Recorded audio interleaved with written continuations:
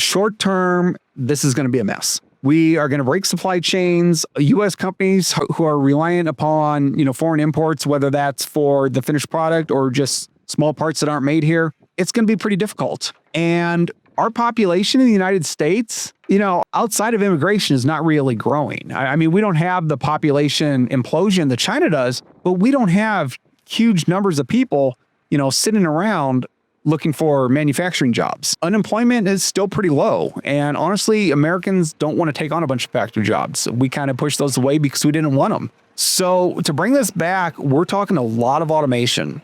And that's definitely a possibility. When we first start outsourcing our production, all this automation did not exist. And we were outsourcing because other countries, such as China, had cheap labor. And that got us by until we figured out how to do automation. And automation is getting a lot cheaper. However, keep in mind that the inexpensive automation equipment is also made in China. So if we have to be importing equipment from China to manufacture stuff here, that's going to be a lot harder. And I'm not saying it's something we can't solve, but it's not something that we're going to flip a switch and just all of a sudden move manufacturing back here. We're going to start with the high value items, and we're just going to do without a lot of other items. And that's just how it's going to be. And over time, we're going to decide what we don't want to do without. And then we're going to figure out either how to get that stuff made in another country and get it safely here, or we're going to figure out a way to make it through automation that doesn't require a lot of, input from people. We just don't have the people. We don't have people sit there,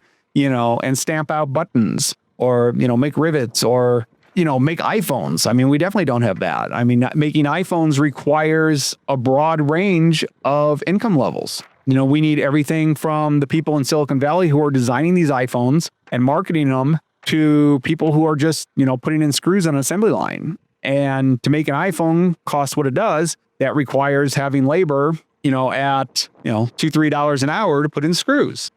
So trying to find that level of, labor differentiation, there's really nowhere in the United States that has that.